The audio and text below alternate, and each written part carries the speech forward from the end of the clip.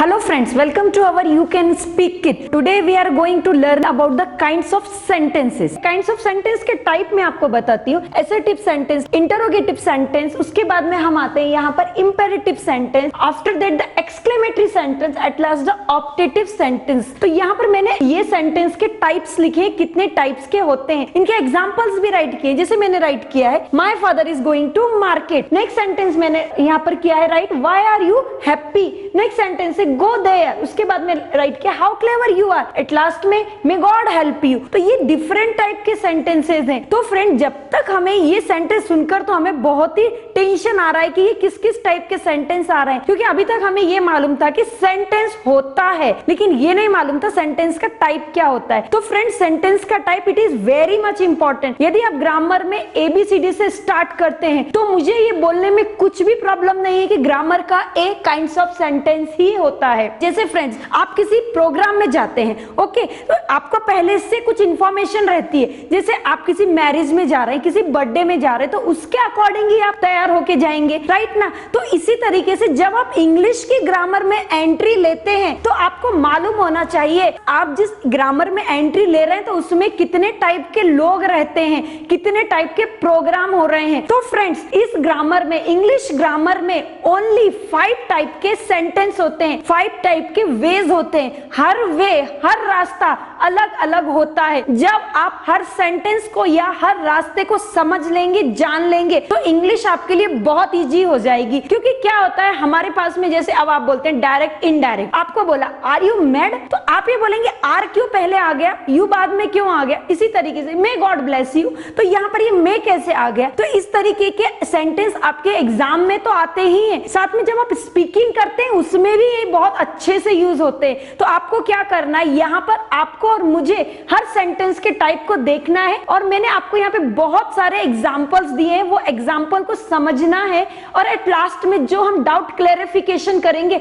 उस पर पूरा फोकस करना है. क्योंकि यदि आप काइंड्स ऑफ सेंटेंस को समझ जाते हैं, जान जाते हैं, तो आपके लिए हम जो बोलते हैं ना इंट्रोडक्शन, प्रस्तावना बहुत ही इजी हो जाता है. तो let's we start with the kinds of sentences.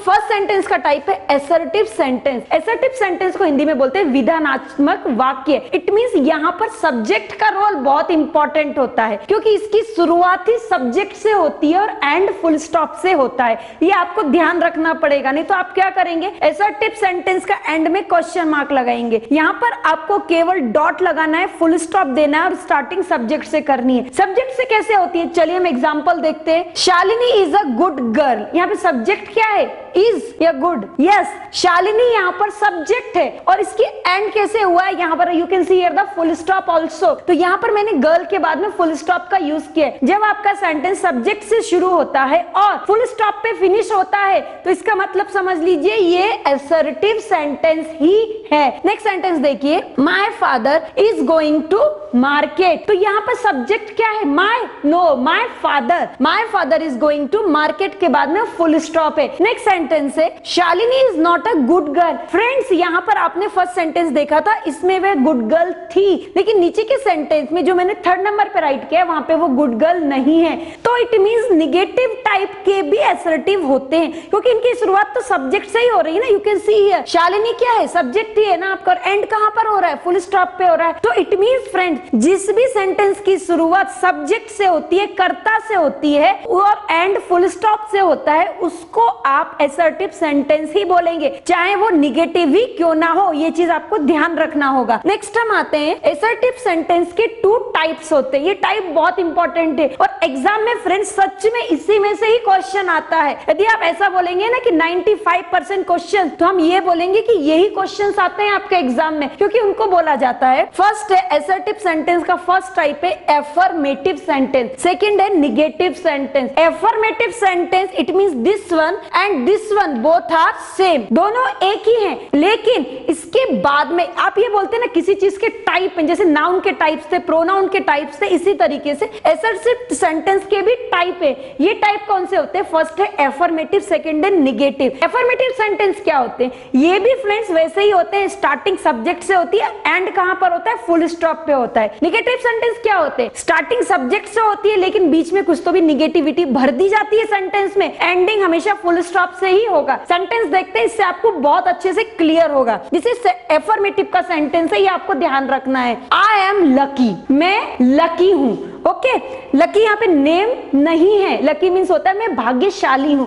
अब नेक्स्ट इसको मुझे निगेटिव बनाना है तो बहुत इजी है, आई एम नॉट लकी, बन गया ना निगेटिव। यहाँ पर मैंने दिया था आई एम लकी, इसका निगेटिव बनाइए, मैंने बना दिया I am not lucky. Easy, हम आ जाते हैं एग्जाम से घर पे और बोलते हैं हमारे मार्क्स अच्छे आ जाएंगे, क्योंकि एग्जाम में जो एक्सरसाइज आई थी बहुत इजी आई थी। लेकिन फ्रेंड यहाँ पर ये आपकी मिस्टेक होती है, क्योंकि जो आप बनाकर आ गए ना आई एम नॉट लकी, ये पूरी तरीके से रॉन्ग है। रीजन क्या है? रीजन ये होता है जब आपको चेंजेस करने के लिए दिया जाता है, change the sentence to affirmative to negative, साथ में नीचे लिखा रहता है विदाउट चेंजिंग द मीनिंग, लेकिन सेंटेंस को देखते ही हमारे अंदर जोश आ जाता है और हम तुरंत ही उसकी एक्सरसाइज सॉल्व कर देते हैं। लेकिन नीचे का जो स्टैंजा वो देते हैं विदाउट चेंजिंग द मीनिंग, वो हम पढ़ते ही नहीं है। तो friends reading is very much important. Exam हो या कहां पर भी हो, तो आपको पहले प्रॉपरली आपका क्वेश्चन को रीड करना है, और वहां पर ये लिखा ही रहेगा विदाउट चेंजिंग द मीनिंग। इसीलिए आपने यदि सेंटेंस बनाना है आई एम लकी, तो आपको क्या करना है friends? I am not lucky करना है, राइट ना? नहीं, रॉन्ग होगा, क्योंकि आपको यहाँ पर अनलकी करना है। सेंटेंस का मीनिंग नहीं बदलना चाहिए। आई एम लकी, मैं भाग्यशाली हूँ। आई एम नॉट अनलकी, मैं अभाग्यशाली नहीं हूँ, मतलब मैं भाग्यशाली ही हूँ ना। सेंटेंस हमारा काम भी बन गया, सेंटेंस का मीनिंग भी चेंज नहीं हुआ है। तो हर चीज में फ्रेंड्स ये ध्यान रखना है कि जब भी आप एफर्मेटिव से निगेटिव सेंटेंस कंस्ट्रक्ट करेंगे, उस सेंटेंस का जो भाव है, जो फीलिंग है, जो आइडियोलॉजी लेकर वो सेंटेंस आया है, वो चेंज नहीं होना चाहिए। नेक्स्ट सेंटेंस देखते हैं, I love my country. Negative बनाइए, निगेटिव तो बहुत इजी हो जाएगा। कैसे होगा? I do not love my country, ऐसे ही होगा ना? नो फ्रेंड्स, ये रॉन्ग होगा। यहाँ पर फ्रेंड्स आपको एक और चीज का ध्यान रखना है कि यहाँ पर आप सोचेंगे कि मैम ने यहाँ पे डू नॉट का यूज क्यों किया है, तो इसके लिए भी फ्रेंड्स हमने एक सेपरेट वीडियो बनाया है जिसमें हमने डू डज डिड कहां पर यूज करने हैं, और ये अनदेखे वेपन है, इनका यूज कैसे करना है ये हमने अपने वीडियो में बताया है। जब आप वो वीडियो देखेंगे तो ये चीज क्लियर हो जाएगी। तो अब हम इस टॉपिक पर आते हैं। इसका जो सेंटेंस बनेगा फ्रेंड, तो आपको इसका लव का अपोजिट करना पड़ेगा, तभी आप सेंटेंस का फीलिंग चेंज नहीं करोगे, भाव चेंज नहीं करेंगे। क्या बनेगा? I do not hate my country,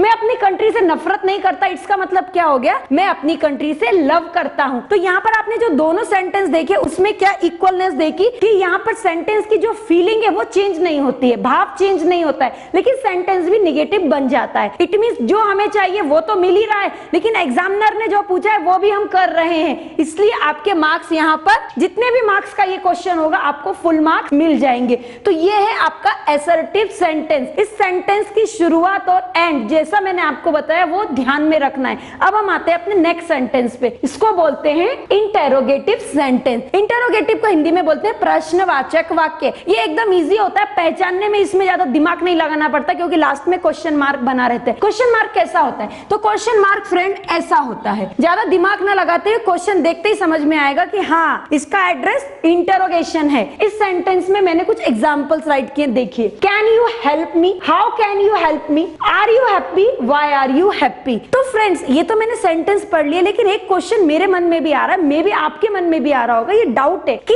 किस किस का इंटरोगेटिव बना सकते हैं। हर एक का तो नहीं बना सकते, जैसे कि अभी जिसका नेम जो है, राम को सीता, सीता को राम नहीं बना सकते, जो है वही रहेगा ना, ये आप चेंज कर सकते हैं। हाँ, यदि कोई चेंज कर सकता है तो they are the strange person, लेकिन जनरली हम चेंज नहीं कर सकते हैं। तो इसी तरीके से अब आप ये बोलेंगे कि हर चीज को उठा करके एक इंटरोगेशन बना सकते हैं। नो फ्रेंड्स, ओनली इंटरोगेशन बनता है प्राइमरी हेल्पिंग वर्ब्स का, उसमें बी, बीइंग, बीइंग छोड़ देंगे और साथ में मॉडल्स का, उसमें से भी कुछ मॉडल्स छोड़ दिए जाते हैं जो सेमी मॉडल्स होते हैं, और साथ में हमारे मेन वर्ब से। तो इट मींस WH के जो वर्ड्स हैं उनका एक तो इंटरोगेशन बनता है, साथ में primary helping verb plus models का हेल्पिंग वर्ब का यूज करके हम इंटरोगेशन बना सकते हैं। जैसे कि कैन यू हेल्प मी, यहाँ पे हमने मॉडल का यूज करके हमने क्या बना दिया, इंटरोगेटिव। नेक्स्ट बनाया हाउ कैन यू हेल्प मी, यहाँ पे हमने WH का यूज करके हमने इंटरोगेटिव बना दिया। आर यू हैप्पी, यहाँ पर हमने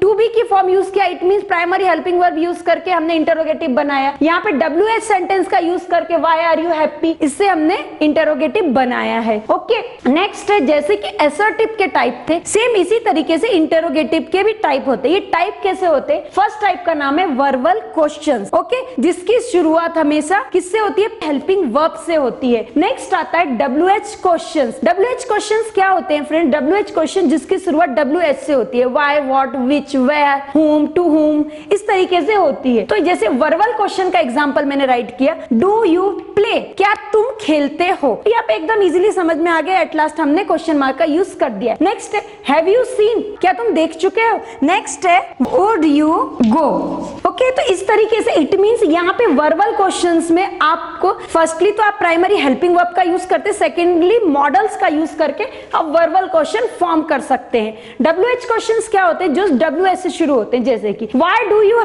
play, what have you seen, where would you go, how are you playing. तो इस तरीके से ये टू टाइप्स में फॉर्म होते हैं। फर्स्ट में क्या आएगा, ये ध्यान रखना है, प्राइमरी हेल्पिंग वर्ब्स आएगी बी, बिंग, बीइंग को छोड़ करके, और कुछ मॉडल्स आते हैं, सभी मॉडल्स नहीं आते। और सेकेंडली WH पार्ट में सभी WH वर्ड्स होते हैं, हाउ मेनी, हाउ मच भी WH वर्ड है, वो भी इसमें आता है।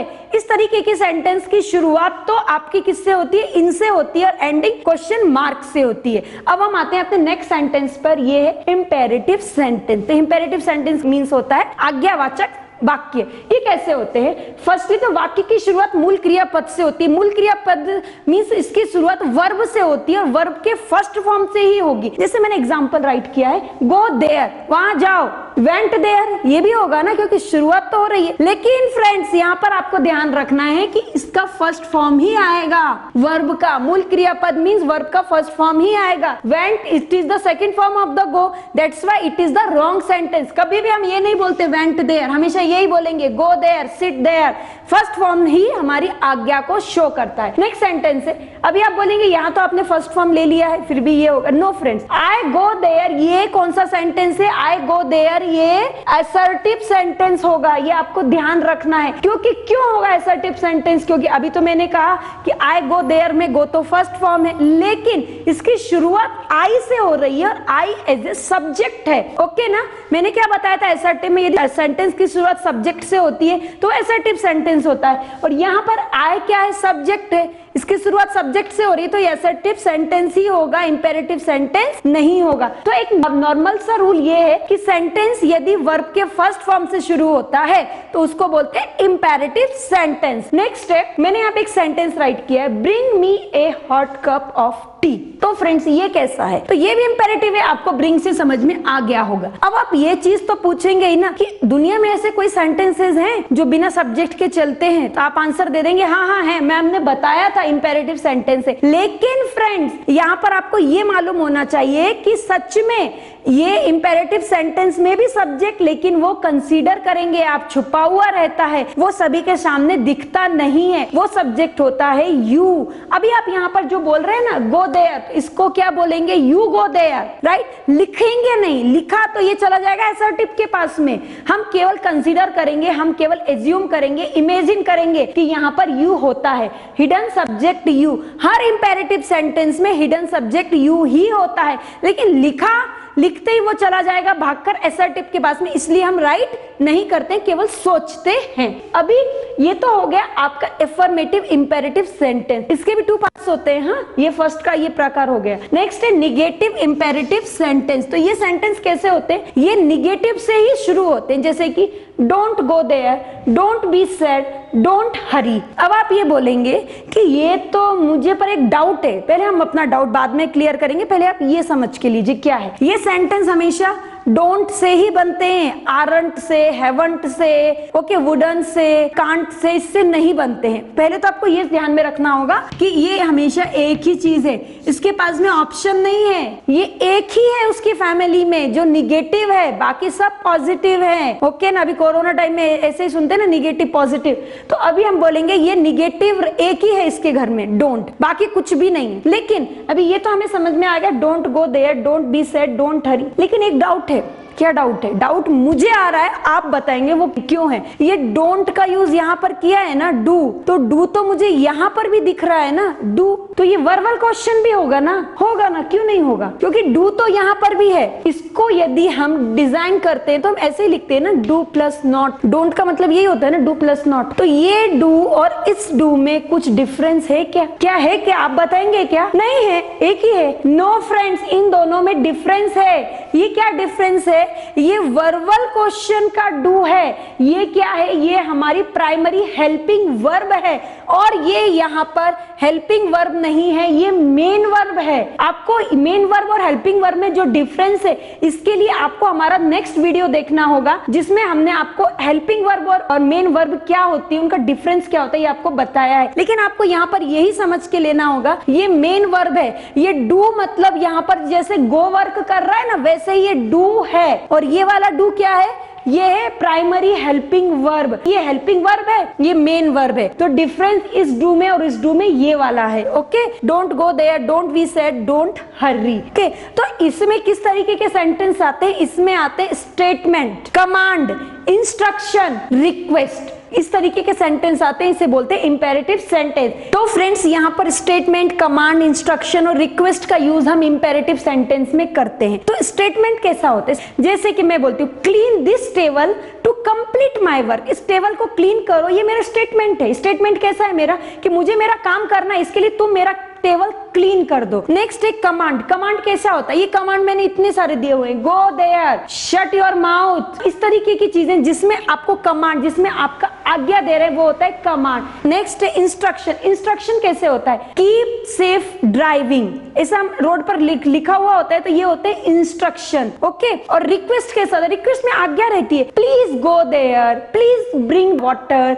तो ये इस तरीके के सेंटेंस आते हैं इंपेरेटिव में। अब हम आते हैं एक्सक्लेमेटरी सेंटेंस। एक्सक्लेमेटरी सेंटेंस क्या होते हैं? इसको हिंदी में बोलते हैं विस्मयादिबोधक सेंटेंस। ये कैसे होते हैं? विस्मयादिबोधक सेंटेंस बहुत ही अलग टाइप के होते हैं। आपने नाउन में एक पार्ट पढ़ा था, नाउन के टाइप में एब्स्ट्रैक्ट नाउन, वो क्या था? तो वो कुछ इसी की फैमिली से बिलोंग करता है, आप ऐसा बोल सकते हैं, लेकिन है अलग अलग। ओके ना, आप दोनों को मिक्स मत कीजिएगा, क्योंकि दोनों में एक ही चीज होती है, फीलिंग होती है, बाकी कुछ नहीं होता है। जैसे कि एक्सक्लेमेटरी क्या है? हम एक्सक्लेमेटरी में आते हैं। एक्सक्लेमेटरी क्या है? जब आप कहीं पर भी आपके मुंह से अचानक से कुछ निकल जाता है जो प्री प्लान नहीं होता है, उसको बोलते हैं एक्सक्लेमेटरी सेंटेंस। जैसे कि वाक्य के अंत में विस्मयादिबोधक चिन्ह आता है, ये इस तरीके का होता है। जैसे मैंने बोला, how clever you are. Okay, how clever you are. किसी ऐसे पर्सन को देखा जो बिल्कुल ही, हमें ऐसा लगता था जो बिल्कुल फूल होगा, लेकिन उसने कुछ ऐसा काम कर दिया तो हमारे मुंह से निकल गया, wow how clever you are, तुम कितने होशियार हो।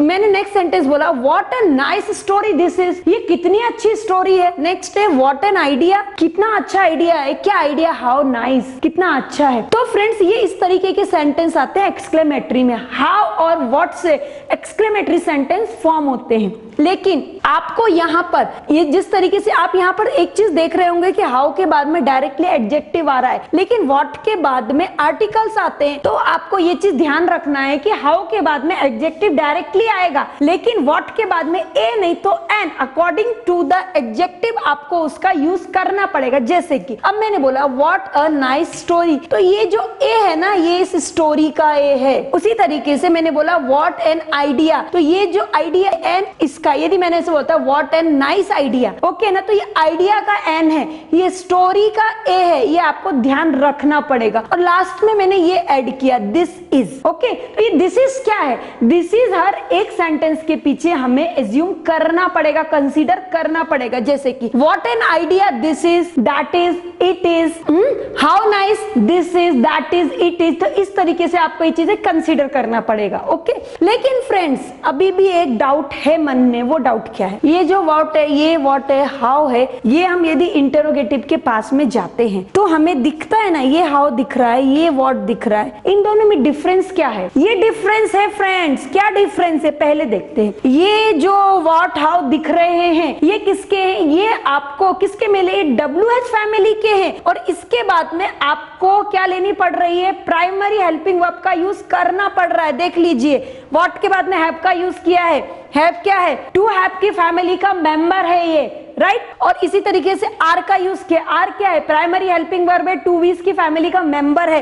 तो इट मींस ये अकेले नहीं चलते हैं, ये अपने साथ में अपना पूरा फैमिली को लेके चलते हैं। लेकिन यहाँ पर एक्सक्लेमेटरी सेंटेंस में आप हाउ के बाद में डायरेक्टली एडजेक्टिव देख रहे हैं, तो इनको किसी की जरूरत नहीं होती है, ये अपने आप में कंप्लीट होते हैं। तो ये हाउ व्हाट इंटरोगेटिव के हाउ व्हाट से डिफर है, क्योंकि इंटरोगेटिव में हाउ व्हाट के बाद में हमें कुछ ना कुछ प्राइमरी हेल्पिंग वर्ब चाहिए, लेकिन यहां पर हमें किसी भी तरीके की कोई जरूरत नहीं है। ये अपने आप में सक्षम है, सब कुछ कर सकते हैं, इसलिए इनको बोलते हैं exclamatory sentence of the mark, just like how और व्हाट से इनकी शुरुआत होती है। अब नेक्स्ट हम आते हैं ऑप्टेटिव सेंटेंस। फ्रेंड्स ग्रामर में ओनली 4 ही टाइप के सेंटेंस होते हैं, assertive, interrogative, imperative and exclamatory. Optative sentence ये ग्रामर का पार्ट तो है, सेंटेंस का टाइप तो है, लेकिन ये 4 से ये 5th वाला अभी बना हुआ है। ऑप्टेटिव सेंटेंस क्या होते हैं? इसको बोलते हैं इच्छावाचक वाक्य। जब हम कुछ विश करते हैं ना, तब ये सेंटेंस भी बनकर आते हैं, और इसके लिए एक ही वर्ड है, वो है मे। हम केवल मे का यूज करते हैं। जैसे मैंने बोला may I wish you, may God help you, may his soul rest in peace. तो हम किसी को विश करते हैं, जैसे बर्थडे पे जाएंगे इस तरीके से, may I wish you very many many happy returns of the day. तो ये भी एक सेंटेंस का टाइप बना दिया, उसको बोल दिया हमने ऑप्टेटिव सेंटेंस। तो इस तरीके से ग्रामर में 5 टाइप हो गए सेंटेंसेस के, assertive, interrogative, imperative, exclamatory and last है ऑप्टेटिव सेंटेंस। ये सेंटेंस क्या होते हैं, इनका यूजेस कैसे करना है, ये अभी हमने आपको बताया। और ये इंपॉर्टेंट क्यों है? इंपॉर्टेंट तो बहुत नहीं, क्यों का तो कुछ सवाल ही नहीं उठता है, क्योंकि ये इंपॉर्टेंट है। अब हम देखेंगे ये सब समझने के बाद में अब आता है हमारा सेगमेंट डाउट क्लेरिफिकेशंस का। तो let's go with the doubt clarifications. Now friends अभी हमने सभी तरीके के काइंड्स ऑफ सेंटेंस देखे थे, वो किस तरीके से फॉर्म किए जाते हैं। Now we come on the exercise. Doubt clarification segment है, इसमें मैंने यहाँ पर ऑलमोस्ट 23 सेंटेंसेस राइट किए हैं, और सभी सेंटेंसेस डिफरेंट टाइप के सेंटेंसेस हैं। कहीं आपको असर्टिव दिखेगा, कहीं इंटेरोगेटिव दिखेगा, कहीं ऑप्टेटिव दिखेगा, कहीं एक्सक्लेमेटरी, और कहीं आपको वर्बल क्वेश्चंस और WH क्वेश्चंस भी दिखेंगे। तो फ्रेंड्स ये क्वेश्चंस कैसे फॉर्म होते हैं, ये मैंने फॉर्म कर दिए हैं, लेकिन इसको आइडेंटिफिकेशन कैसे करना है? तो आइडेंटिफिकेशन के लिए आपको जो मैंने बताया था, यदि सब्जेक्ट आता है तो बाद में आपको फुल स्टॉप देना है। यदि आपके क्वेश्चन यदि हेल्पिंग वर्ब से शुरू होते हैं तो क्वेश्चन मार्क देना है। यदि वर्ब की फर्स्ट फॉर्म से शुरू होते हैं तो आपको क्या देना है? तो भी आपको फुल स्टॉप देना है। एक्सक्लेमेशन है तो आपको एक्सक्लेमेटरी मार्क देना है। तो इस तरीके के जो मैंने रूल्स बताए थे वो आपको यहाँ पर यूज करना है, क्योंकि मैंने सेंटेंस तो राइट किया है, लेकिन उसका एंडिंग क्या करना है? फुल स्टॉप देना है, क्वेश्चन मार्क देना है, क्या देना है ये मैंने यहाँ पे राइट नहीं किया है। तो आप और हम ये डाउट को क्लियर करेंगे और सेंटेंस का नेम यहाँ पे रिकॉग्नाइज करेंगे। So let's start with the doubt clarification segment with the exercise.